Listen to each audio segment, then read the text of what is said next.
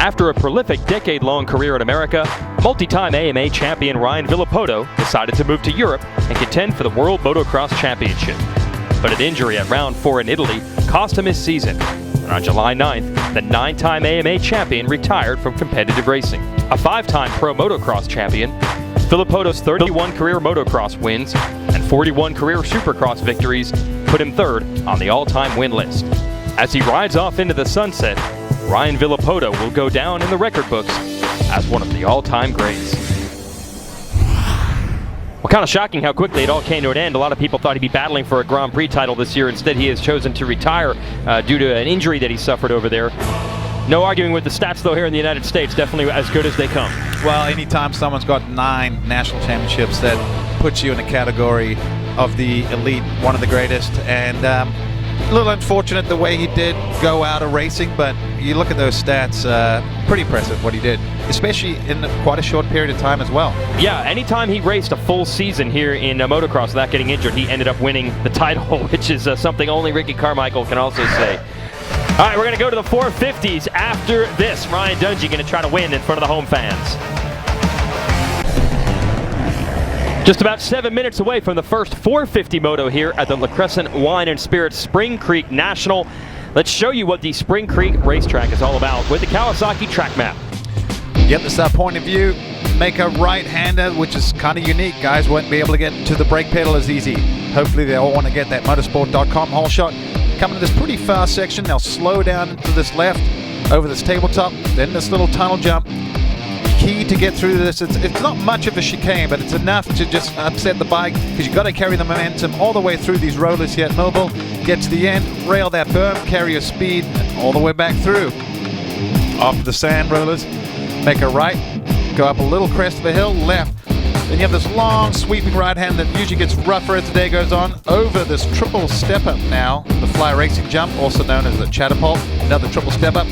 Make a left and drop back down the hill to one of the hardest braking zones on the track, and then hard on the gas and the clutch if you have one, all the way up the hill. Got to carry the momentum, a long, long steep hill, a lot of time to be gained and a lot of time to be lost if you get it all wrong. Then coming down the hill, we saw in the 250 class, the guys really charging down here. But as those braking bumps develop throughout the day, they'll have to be more cautious. A couple switchbacks, head towards the back part of the track. Saw some passing go on in that exact section right there. In that section. Then a little double, then the Bud Light triple into this. Once again, guys basically land on the brakes of that triple. Left, right, then up the last of the hills, turn around, come right back down, make a right. That's your Lucas Oil finish line jump. Also used to be known as Holy Schmidt. Yeah. After the late Donnie Schmidt. Yeah, one of Minnesota's finest. And we'll give you a little bit more up close with what the starting line area looks like by sending it to Georgia Lindsay with the GoPro starting gate. Yes, it's a bit noisy and there's a lot going on down here right now. But I'm looking at the number 87 Kawasaki of Cody Gilmore. Now he is taking part in the charity ride on Sunday that Ryan Dungey has organized. Now Cody Gilmore's raised almost $3,000 just himself. In 2006, he was diagnosed with cancer, unfortunately. He managed to come through it, come through the other side. 2008, he was released and back riding again. I know this means a lot to Cody Gilmore, so we wish him luck on Sunday. And if you guys can help him out, I'm sure he would appreciate the sponsorship. Report there, Georgia. Yeah, Cody was an arena cross rider at the time, has actually come back to become a pretty solid contender as far as qualifying for main events in Supercross, and raced Redbud and will be racing here at Millville. Probably would get some other rounds in if he could find some more money. He is a privateer. Our next few races, maybe we'll have Cody there. Washougal next weekend outside of Portland, Oregon. One more weekend off, and then the stretch run will be Unadilla in New York, and then Utah and the Ironman National in Indiana August 22nd, and that's where we'll crown our champions. All right, now Ryan Dungey is championship leader in this 450 class. Justin Barsha, Ken Roxon, Purcell, Anderson, Baggett, they're all going to go after him. Tomorrow, only on MAV TV. Back at the Spring Creek National, La Crescent Wine and Spirits. Coverage here on MAV TV. Always good to have Dave Despain dipping the toes back into the motocross game. The guy's certainly has some history in this sport as well. Shout out to Will Hahn, who is out injured with a rib injury this weekend, but he does collect the Deltran Battery Tender RC Hard Charger Award for the second week in a row for making the most passes at our last race at Redbud. Now we'll show you what this track is like. Ken Roxon earlier today in practice with the GoPro Hero camera. This is coming up to Mount Martin, see double again, and then right here, try in the dry. They probably could triple that, but then you hear that throttle just wide open to the top. Little pivot over here.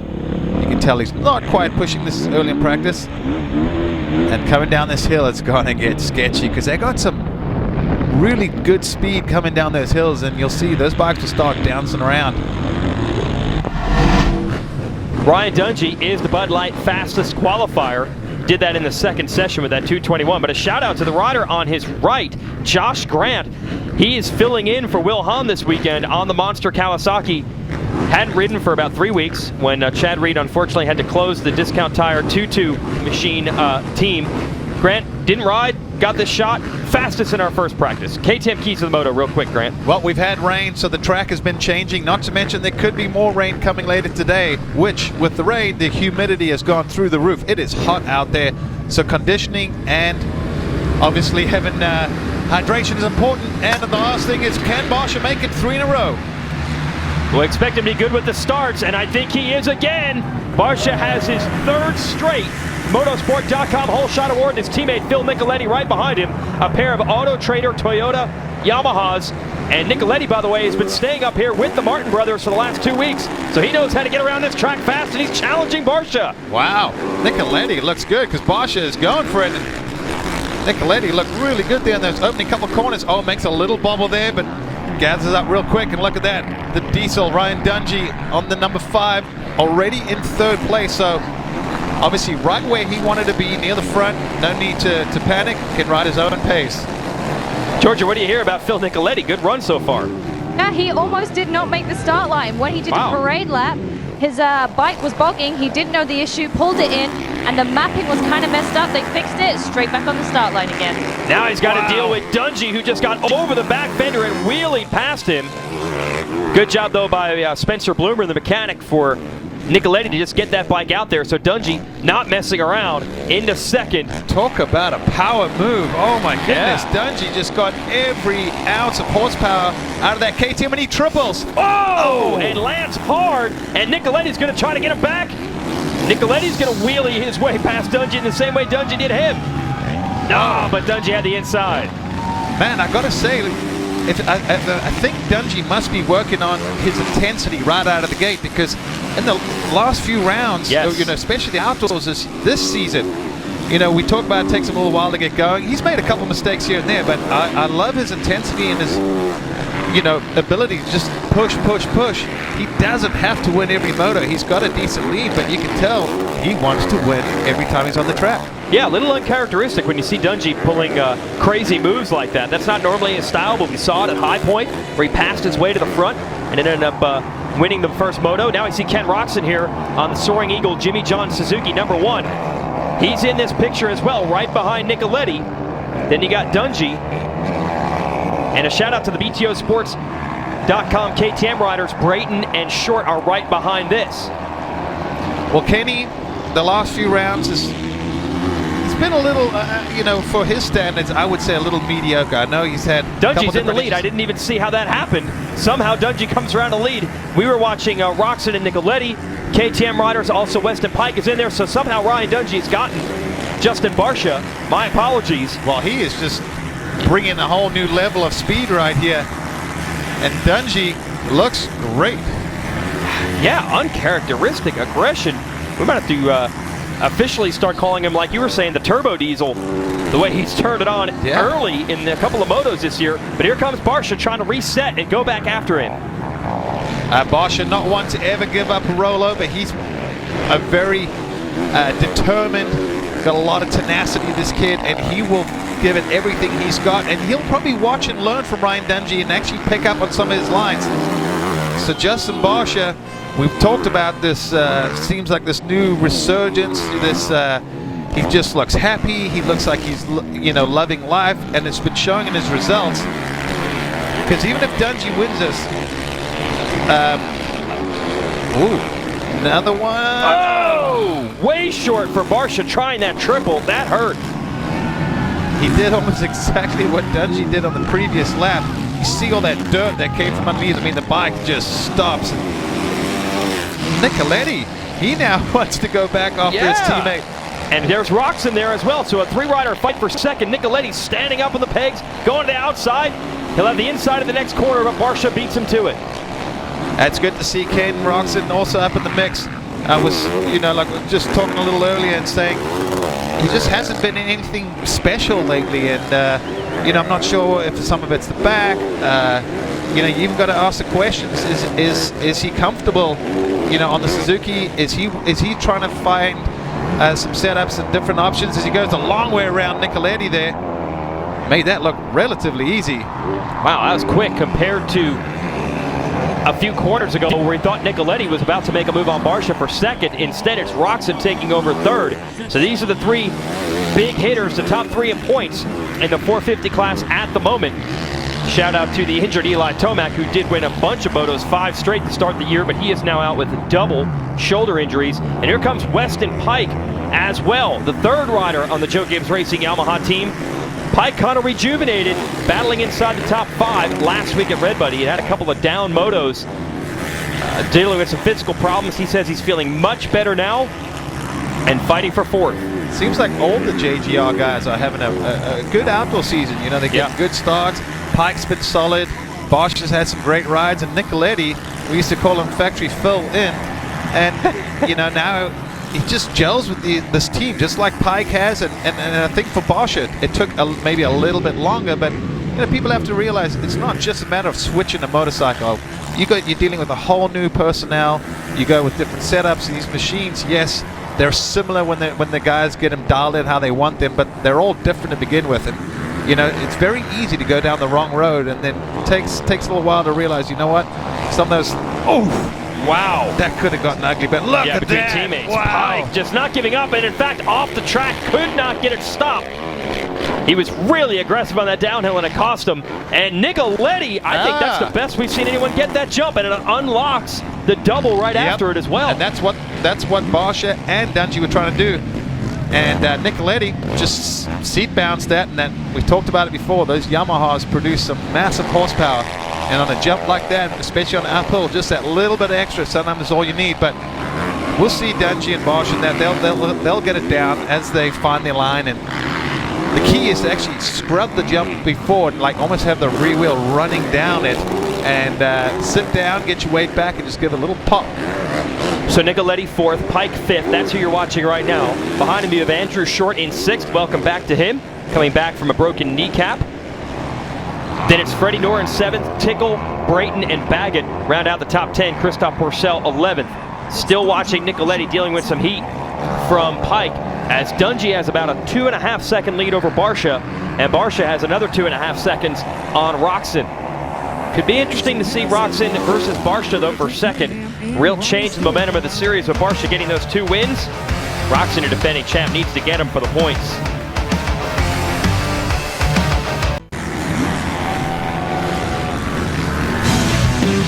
Catch all the action as the stars of Lucas Oil Off-Road Racing do battle. Don't miss the action Sunday 2 Eastern right here on MAV TV.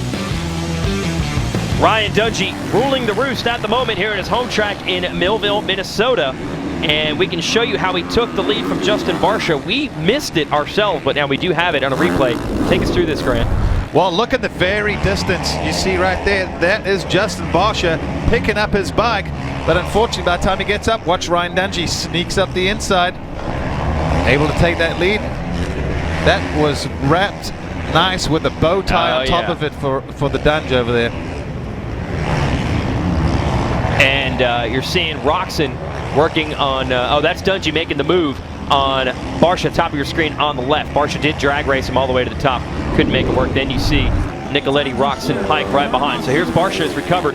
He's second, but just losing about 4/10, maybe a half second a lap to Dungey each time around. Now it's 3.2 seconds. So it starts to get dangerous.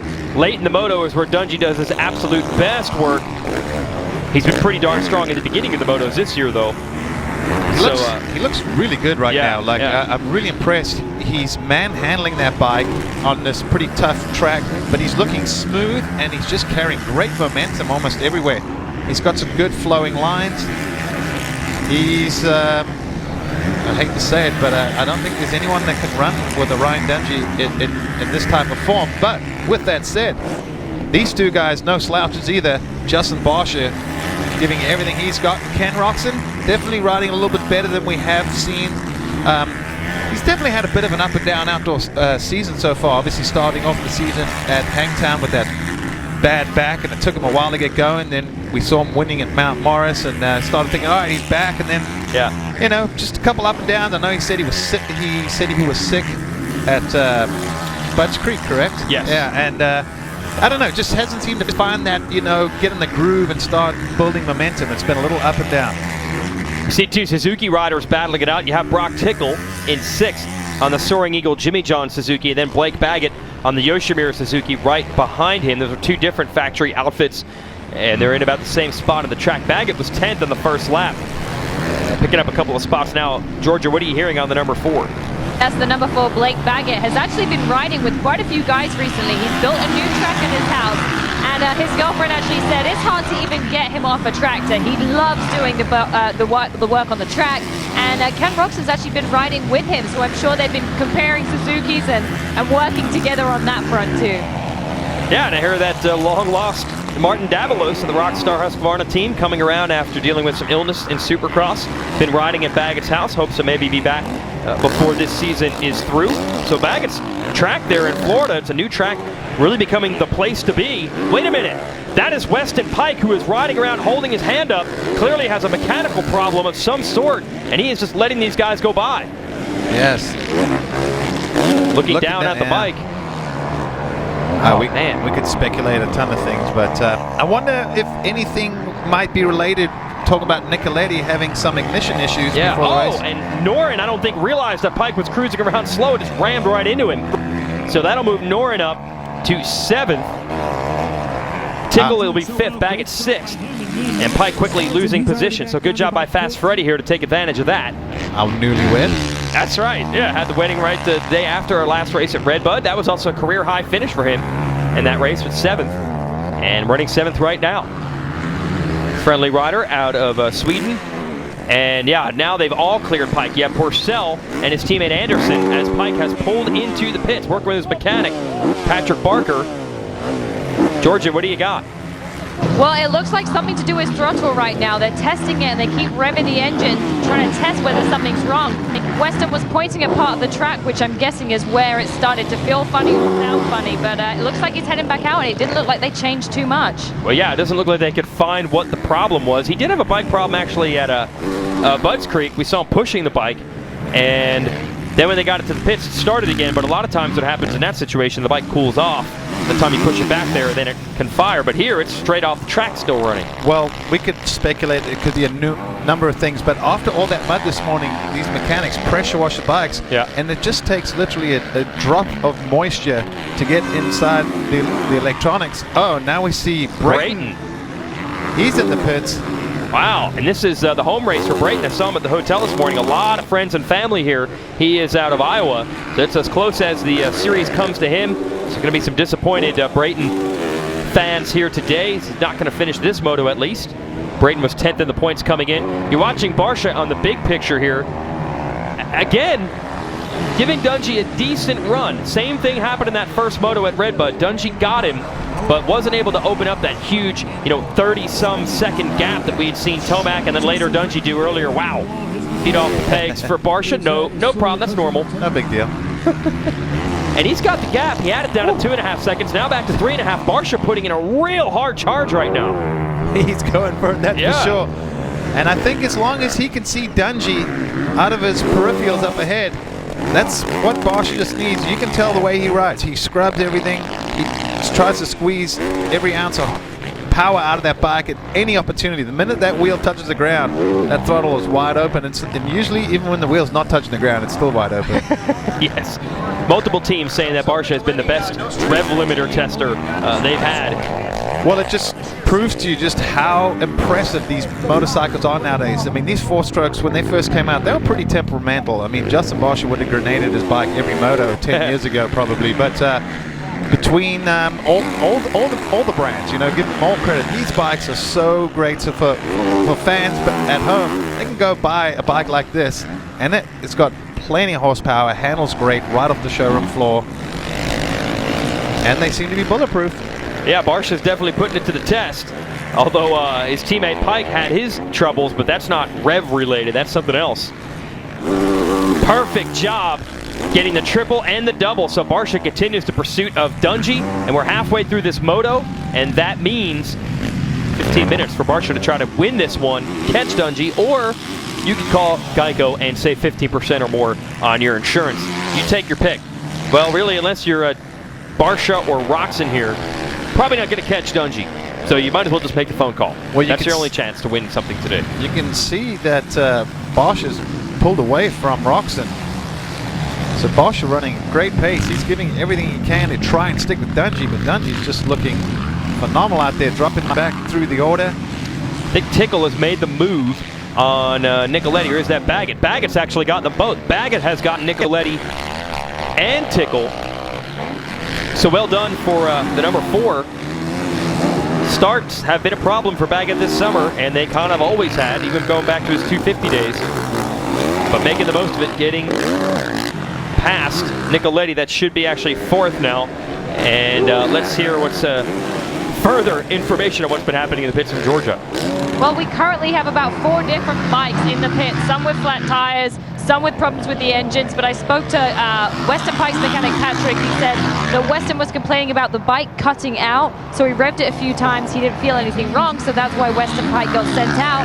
And then Justin Brayton, we saw, he pulled in the pits on the BTO KTM. He blew the spokes out on his front tire, on his front wheel. Luckily, he didn't crash from what I saw, but hopefully he's okay because he's headed back to the pits.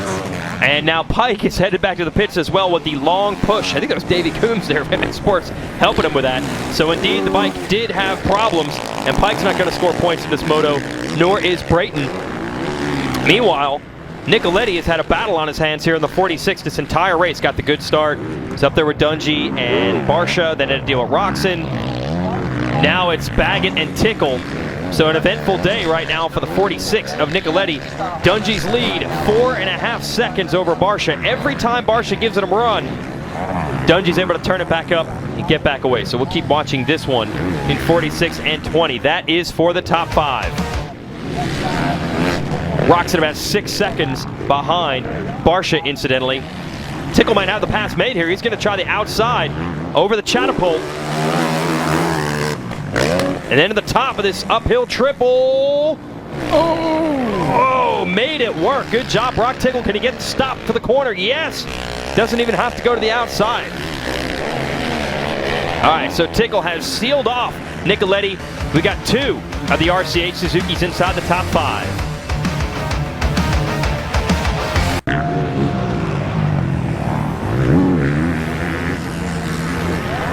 Back here at Millville, following Ryan Dungey, your leader in the 450 class at Lucas Oil Pro Motocross. And you can follow everything via promotocross.com or by downloading the NBC Sports Live Extra app. That's a way to watch races on your phone or on your tablet. And promotocross.com has lots of different video clips from every weekend, including full motos archived each week. And a lot of other great news and information on this championship. And a lot of that news will center on Ryan Dungey, who is your points leader. And interestingly enough, in the second half of the race, we're seeing Dungey and a lot of other riders turning in their best laps. Yeah. The last lap was a 2:17, you see, but the lap just before that was a 2:15, just like Barsha ran his best lap, which was a 2:16.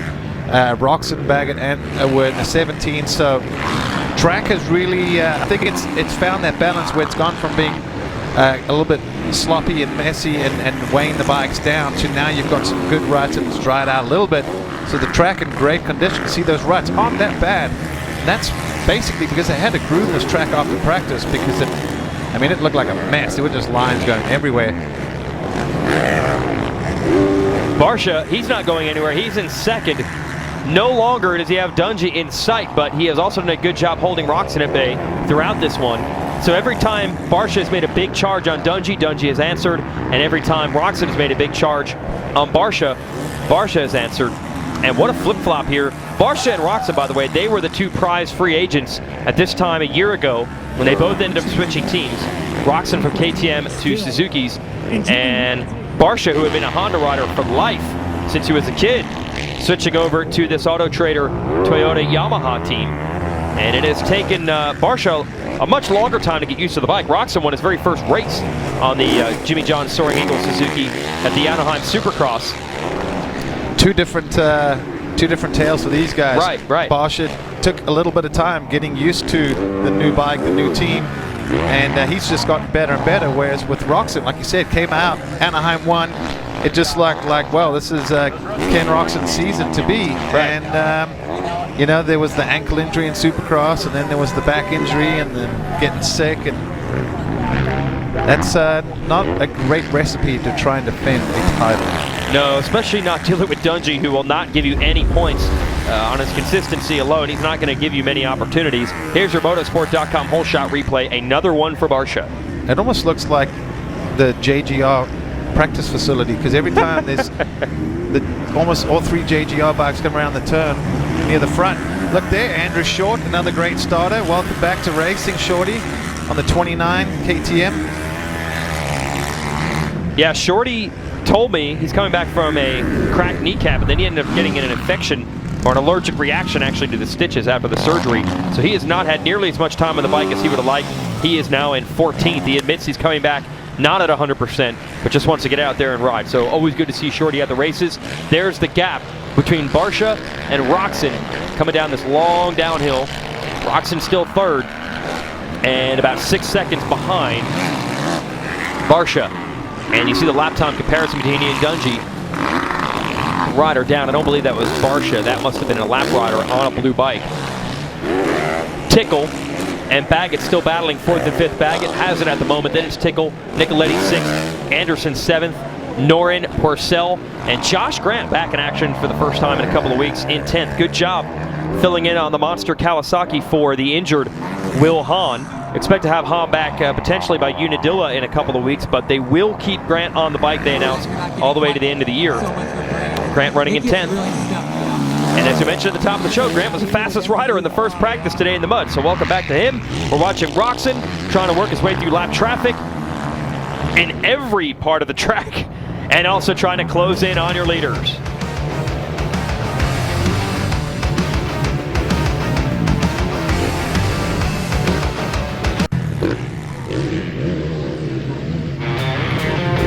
Taking on the toughest projects with cutting-edge technology, Titan and his team are fighting for America, and they're going to show the world what it takes to be American-built.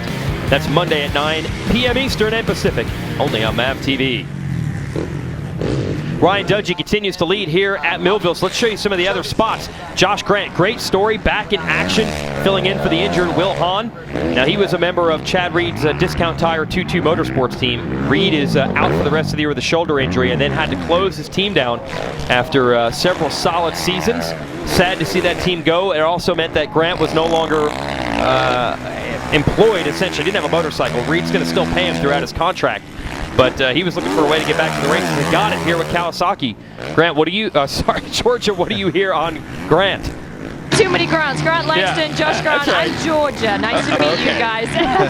However, speaking to Josh Grant, he seemed really relaxed, really confident. He rode the bike 3 times this week, and the only real difference, they said, was the fact they're running air forks instead of the spring forks. But apart from that, he had a similar setup to Will Hahn, but obviously he's a little bit heavier, so that changed. But it was all really simple, the transition onto that factory Kawasaki.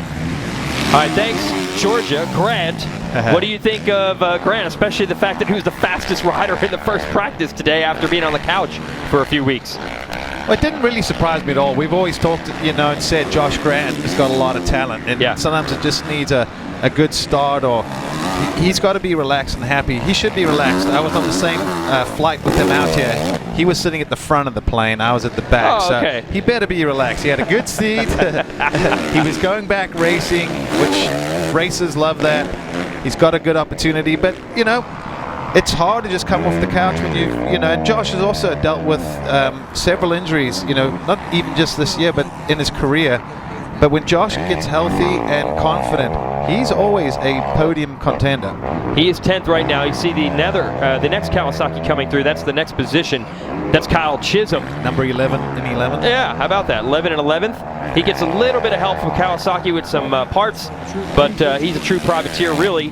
And really just getting to the races, a lot of help from his wife, as a matter of fact. Great to see the Chisholms back out here. He's in 11th. And then Jesse Wentland, who is a Minnesota native, would be the next rider through in 12th. That's number 84 Honda. There is Wentland. Wentland has had a really solid summer, scoring points in a lot of the motos. He's a privateer here on the Rick Schugel racing machine. And that's a Minnesota-based team for a Minnesota-based rider. So shout out to Jesse. I think this might be the best moto of the year for him. I think he had a 13th at our last one. Oh, hold on to that thing in the sand boots coming in, man. Almost looped it out. Yeah. Get your weight back and grab a hand from these 450s. Very easy to loop them out. Just that's Ryan Filippoto. So it happened to him overseas there. Next up in the order, Kyle Cunningham, another privateer. Help with the privateer journey, and our buddy Teddy Parks, the number 35. Then it's Jason Brooks, who just came through next to the Yamaha. He has been a bit of a revelation this summer. Top 14 right now, and then that'll push Andrew Short to 15th on the BTO Sports KTM. And Shorty said, you know what, I'm going to go for the start, and there's a good chance I'll fade back. But I don't care what anybody says as far as judging me. I'm just happy to be out here. I know that I haven't ridden as much as I wanted to with the injury, but he could have waited. He wanted to get back as soon as he could. Also, too, another thing with Andrew Short, he is one of the older guys in the sport. I believe 33, turning 34 pretty soon. And he's probably also learning, unfortunately, the hard way that the older you get, the slower your injuries heal. And but just great to see Andrew Short out here. Shorty been a real workhorse in the sport of motocross for many, many years. You know, one of those guys. Doesn't get a ton of attention. He's never, won any major titles, but he's always just been one of those guys that's always there and thereabouts. You could always say Shorty was a 3rd to 10th place guy for most of his career. Anderson on the 21, Rockstar Huskies made the move on Nicoletti, so that'll push Nicoletti to 7th. Anderson in 6th. Now Anderson had rear flat tires 2 weeks in a row. George, you gotta get more info on the 21. Yes, in the first lap, Anderson actually kind of fell over, his mechanic told me, and was way back in the pack, and he's made a huge improvement coming through to the place he's in right now. Yeah, and he was quick in the second practice today. And as far as the tire situation, after the 2 weeks of flat tires, he is now running a foam mousse tube in the rear tire. He says most riders run it. He doesn't like it, but he's kind of had to. Now you can explain the differences having a regular inflated inner tube and the foam tube that's flat proof. It does actually give it a different feel, because with the mousse, you basically, it's like you said, it's a solid kind of foam tube, but actually they have them now where it is hollow in the middle. Okay. And you'll see the guys put on the mousse and then a fresh tire, and they'll take like a screwdriver and a hammer, and literally looks like they puncture, and what that allows is a little hole so that the tire has more give, so the air in the middle can go in and out. But I also believe, one, you should always be running a mousse at this level because you can't afford flat tires, and secondly, you get some practice with them, you start getting used to the feeling. And I think that's just a lot of the times these guys practice at home with regular inflated normal tubes. Then on race day they go throw a mousse in, and it makes the bike feel a little bit different, especially on the front end. I remember thinking, when you came through some of those turns and you're on that lean angle, you didn't have as much confidence. But even the mousses have come a long way. Companies like Dunlop and Pirelli and that, they've really worked on that kind of stuff to help prevent these guys from having DNFs, but having a better feeling with the mousse tire. Still watching Nicoletti, who's had an eventful moto here after getting the good start, and now in 7th. And again, he spent the last couple weeks up here being tortured by the Martin brothers. I always say, if I could have a reality show in this sport, I'd have Nicoletti and Alex Martin. Those two just tear each other up non-stop. You wouldn't even think they were friends, the way they treat each other. And then when Jeremy Martin's around, oh, they're not shy with him either. So that's been a good time up here racing this event together, but also riding this track and a lot of other local tracks the last couple weeks to prepare. And then we see Freddie Noren coming through on the factory Honda HRC machine in 8th. And it would be Porcel next in the order in 9th. So Noren following up the top 10 motos of the previous race with another good run here. Georgia, what do we have on the 39? Yes, the 39 of Frederick Noren getting married last weekend. It was actually Trey Kennard that married those guys. They became friends when Frederick Noren became part of the Honda team last year. They didn't get a chance for a honeymoon, as most motocross wives don't, but they did spend a couple of days at the beach together with their dogs. Sounds like, speaking from personal experience there. Maybe, just maybe. Georgia. This is the honeymoon. Ah, beautiful She gets Spring to come Creek. to Spring Creek, Minnesota. That's right. Might have some company, not from Amy, the wife, but from Christophe Porcel, who is looking to do some battling. He's in 9th right now. Man, Porcel, when he gets to start, has put in some great motos, but he had a bad start in the first moto at Redbud and a bad start in the first moto here, and not quite the similar performance we've seen the last 2 weeks where he was a podium contender. See if he can bounce back in Moto 2. So there's Porcel. Let's see if he goes to the triple. He does not. And then classic Porcel style figures out a new way to do it. Well, that's how they've been doing it. Double, single if you don't triple single. Single into the double. But at this level, he needs to be tripling that. I mean, you saw all the top guys doing it. There is definitely a lot, I would say a lot of times, you're losing ground every single lap there. And at this level, it's hard to gain half a second around the track. But right there, not doing that, you're throwing away more than that. So yeah, that might prevent him from having time to get Nicoletti. You can see there's 2 to go. Porcel 9th, and then you saw Grant and Chisholm back there 10th and 11th, which showed them a little bit earlier on the Kawasaki's. Back to our leader, Ryan Dungey, Red Bull KTM.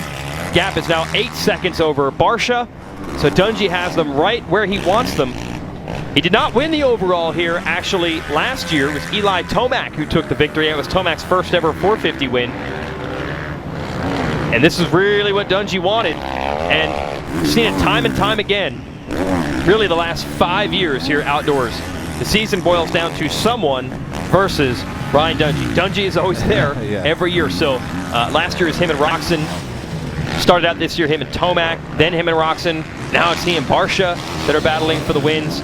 But Dungey is always in that fight. Of course, years of battling with Ryan Villapoto and also Chad Reed at times here outdoors as well. I was about to say, it almost reminds me of Chad Reed. It seemed like in the early 2000s it was Chad Reed against Rico Carmichael, Chad Reed against James Stewart, Right. Chad Reed. Yes. So Dungey's been like that guy, and it comes down to those guys have been so reliable and solid. Like, they've missed so few races in their career. Hardly getting injured, and if they did get injured, they either rode through it or it happened in the off-season or something. But another fantastic ride by Ryan Dungey. You can tell he has, at his level, toned it down just a little bit. But in the early laps, he looked hungry and he was going for it. Yeah, 1 lap to go here for Dunge, and the Minnesota fans are going to be happy about this one. This is a kid they watched growing up racing at this track, and then when he turned pro in 2006, this was the race where he made his professional debut. If memory serves right, I think he had a pair of 7ths on that day, which is not bad for a rookie coming straight from the amateur ranks. And a lot of people did not believe that this would happen. It was really Roger DeCoster, the manager of the Suzuki team back at the time, that took a chance on Dungey, who was good as an amateur, but nothing outstanding. But DeCoster saw something in a young Dungey, moved him up to the pros early. Corner speed. Roger even said to me one day, you can't teach corner speed. And that was Ryan Dungey had it. And he's like, he believed that Ryan Dungey had the longevity to go in the pro ranks and had room to improve. And that's the thing. Sometimes you see these kids have these amazing amateur careers and then they just kind of fizzle out in the pro ranks. And vice versa. You see some kids that were not that special at the amateur level. And really, with hard work and dedication, which this guy has a ton of. He's got a big heart, does a lot for charity, a lot for the fans. Yes, sometimes he's, people can say he's a little corporate and, you know, maybe a little bit boring, but he's just not a flashy guy, but a very good guy. And of course, if you're someone that's running a race team, it's probably someone that you want to have on your team, because if he's not winning, he's right there. Very solid, very reliable. Yeah, and he's going to be at every race for you, more likely than not. Dungey has made every national he's lined up for in the 450 class. He started in this class in 2010, has not missed a race in the entire time, and that alone in this sport is an amazing accomplishment. It's even more amazing that he's been winning a lot of the time and going faster than a lot of the riders throughout most of those races, always toward the front. And he's also, every time he racks up one of these wins, he's just a couple wins behind James Stewart, who's second all time. So Ryan Dungey, I don't think he could do it this year, even if he wins out. I think he'll still be 1 or 2 short of James Stewart. But we could be looking at the guy that'll go down in history behind Ricky Carmichael as the greatest motocross ever. And it's also worth mentioning, you know, the rider that Dungey did the majority of his battling with here throughout his career is Ryan Villopoto, and Villopoto has decided to call it quits on his career. Dungey looks as refreshed and ready as ever, and he wins big here in the first moto at Millville.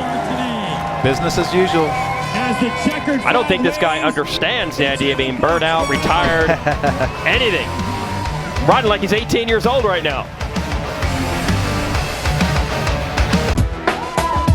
Back here at Millville. Just a quick mention, folks, you can go to motorsport.com and get all your official Lucas Oil Pro Motocross Series gear there, as well as all kinds of other cool motocross stuff. So motorsport.com. Here is your Lucas Oil race recap of your first 450 Moto today at Spring Creek, Minnesota. Another Justin Barcia hole shot. That's 3 in a row for the Joe Gibbs Racing Yamaha rider. Has his teammate Phil Nicoletti right behind him. Nicoletti was actually all over Barcia on the first lap. But here comes Ryan Dungey, your home track favorite. Watch this pass. Look at that. Front wheel off the ground. Unreal. Just a power move. Back on the gas. Downsides that. Gets past Nicoletti.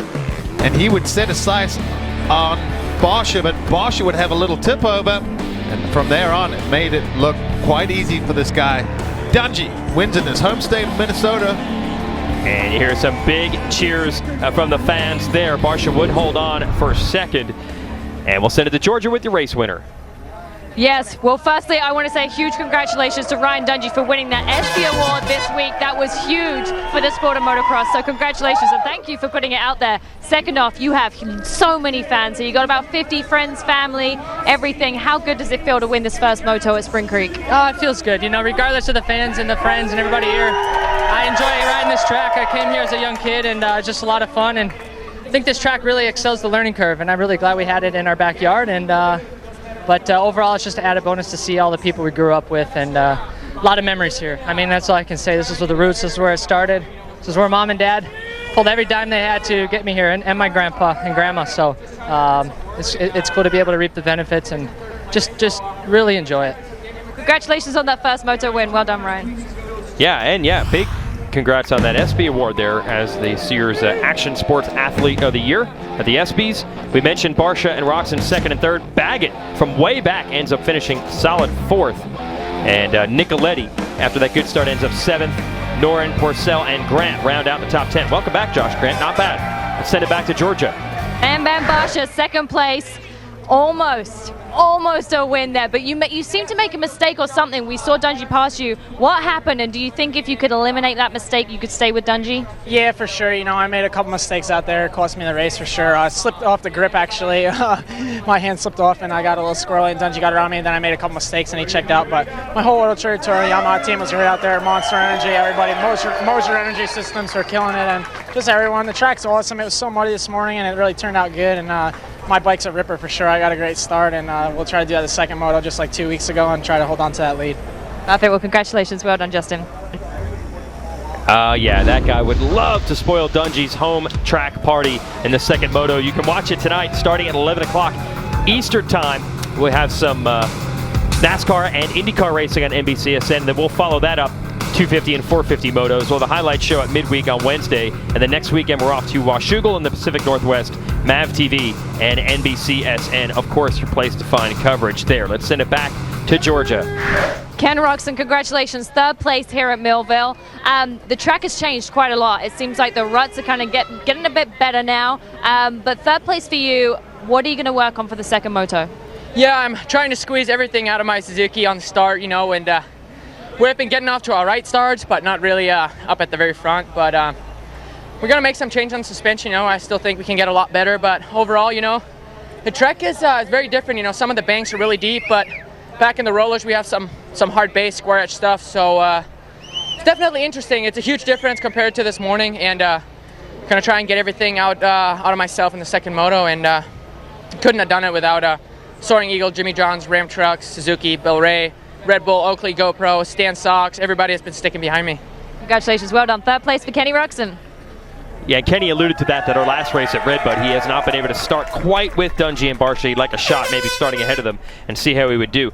Track has really come around here, Grant. We saw riders getting straight up stuck in ruts that were filled with mud earlier, and now they're becoming berms you can use. Yeah, I think the second moto, you're going to see the track getting rougher. Those ruts will get deeper, and you'll see the guys having to explore new lines. And as it dries out, you see off to the sides of the screen, the main line is what we're zooming in on. But off to the edges, as it dries out, it allows for more lines to develop. And I think that it's going to be great motos. We saw some great racing, both classes. Barsha keeping the heat on with Dungey. Dungey rode great. Maybe Martin with his clutch back on can go out and be two home state boys winning both classes. I bet the fans will be happy with that. Absolutely, but Barsha and Cooper Webb, Roxon, some other riders are definitely going to have their say in that. We'll have it tonight on NBCSN, or you can watch it on the NBC Sports Live Extra app. But a great setup for our weekend here at the La Crescent Wine and Spirits Spring Creek National. Brian Dungey's got a home favorite moto win in the books.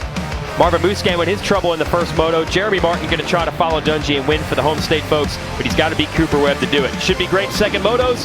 Want to thank Georgia Lindsay and Grant Langston for all the help. I'm Jason Wygant for everyone here. Thanks for watching, and congrats to Cooper Webb and Ryan Dungey.